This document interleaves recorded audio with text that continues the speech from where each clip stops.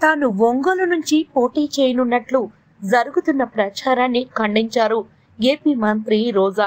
నగరిలో ఉన్న తాను ఒంగోలుకు వెళ్లాల్సిన అవసరం లేదని స్పష్టం చేశారామె. టీడీపీ అధినేత చంద్రబాబు నాయుడు మతి తప్పి మాట్లాడుతున్నారంటూ ఫైర్ అయ్యారు రోజా. పక్క రాష్ట్రాల్లో ఉంటున్న వారు ఏపీకి వచ్చి మాట్లాడుతున్నారని మండిపడ్డారు.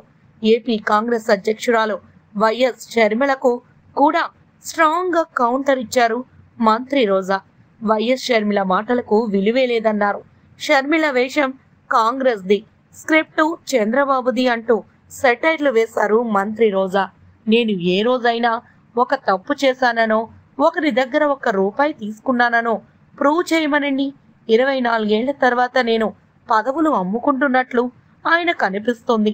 ఎవరికో లొంగి నా మీద నింద వేస్తే ఖచ్చితంగా భగవంతుడు సమాధానం చెబుతాడు. నగరి నియోజకవర్గంలో వర్క్ చేసుకుంటున్న నాకు ఎక్కడో ఒంగోలుకు పోవాల్సిన అవసరం ఏముందో నాకు అర్థం కాలేదు. చంద్రబాబు మాట్లాడే మాటలు ఆయన ఫ్రస్ట్రేషన్ కు ప్రతీక. అలాగే ఇప్పుడు కొత్తగా 4వ కృష్ణుణ్ణి ఎంటర్ చేశారు.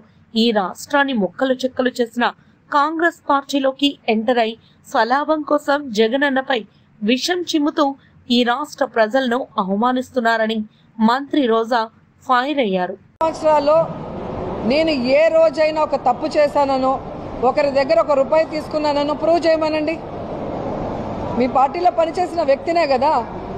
ఈ రోజు 24 సంవత్సరాల తర్వాత ఈ రోజు ఆయన కనిపిస్తుంది నేను పదవులు అమ్ముకుంటున్నానని. దీన్ని బట్టి ఆయన స్థాయి ముఖ్యమంత్రి స్థాయి నుంచి మా స్థాయికి వచ్చేసింది అనేది గమనించాలి.